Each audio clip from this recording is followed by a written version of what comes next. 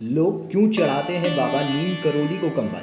आपने नीम करोली बाबा का वो किस्सा तो सुना ही होगा, जब एक बार ट्रेन में सफर कर रहे थे नीम करोली बाबा। टिकट नहीं होने पर बाबा को टीसी ने ट्रेन से उतार दिया। इसके बाद ट्रेन मौके से ही हिली तक नहीं। जब लोगों ने उन्हें बताया कि ये कोई आम बाबा नहीं है, तब अधिकारियों को बात समझ में आई तो उन्होंने बाबा से ट्रेन में सवार होने के लिए कहा और माफी मांगी। तब बाबा ट्रेन में सवार हुए और आशीर्वाद दिया, तब जाकर कहीं ट्रेन रवाना हो सकी। 20वीं सदी के संत बाबा नीम करोली के चमत्कार की कहानियां भक्तों में खूब ज्यादा प्रसिद्ध हैं। ऐसी ही एक कहानी और भी है जो आपने पहले कभी नहीं सुनी होगी, जिसे सुनकर आप हैरान हो जाएंगे। और इसी कहानी से आपको मालूम पड़ेगा कि नीम करोली बाबा कौन थे और क्यों उनको कंबल चढ़ाए जाते हैं।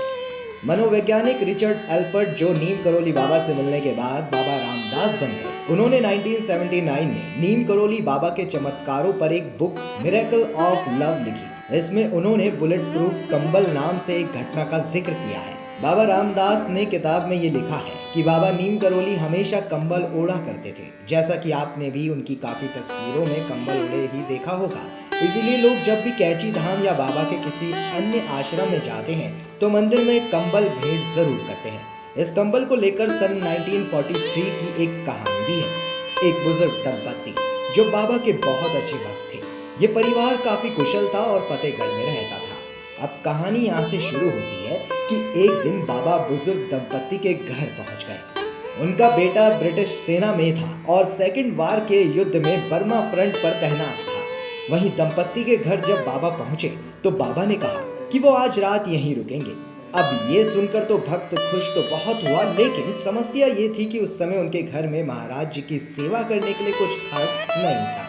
फिर भी उनके पास जो कुछ था उसी से बाबा का आदर सत्कार किया। इसके बाद बाबा नीम करोली एक चारपाई पर लेट गए और कंबल ओढ़कर सो गए। सोने से पहले उन्होंने ये हिदायत दे रखी थी कि सोते समय उन्हें कोई डिस्टर्ब न करे। इस पर हामी भरकर दोनों बुजुर्ग दंपत्ति सोने चले गए। तभी थोड़ी देर बाद महाराज कहराने लगे। कहराने की आवाज सुनकर बुजुर्ग दंपत्ति की नींद खुल गई। वो बाबा की चारपाई के पास बैठ गए और सोचने लगे कि आखिर बाबा जी कहरा क्यों रहे हैं। उन्हें ऐसा लग रहा था कि जैसे महाराज जी को कोई मार रहा है। जैसे तैसे सुबह हुई और सुबह जब बाबा उठे और कंबल को बुजुर्ग को देते हुए कहा कि इसे गंगा में बहा देना और तुम दोनों इसे खोलकर देखना भी नहीं। जाते वक्त बाबा ने यह भी कहा कि चिंता मत करना, महीने भर में तुम्हारा बेटा लौट आएगा। अब बाबा के ऐसा कहते ही दंपत्ति बड़े हैरान हो गए कि आखिर बाबा ने ऐसा क्यों कहा।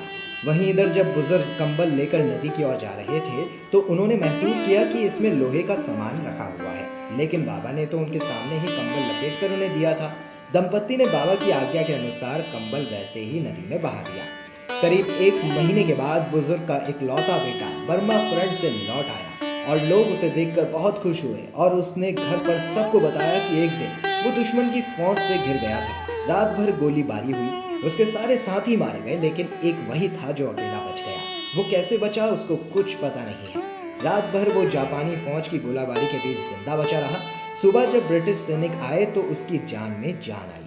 यही वह रात थी जिस रात नीम करोली बाबा दंपत्ति के घर रुके थे। भक्तों का मानना है कि ये बाबा ही थे जो सैनिक को बचा रहे थे।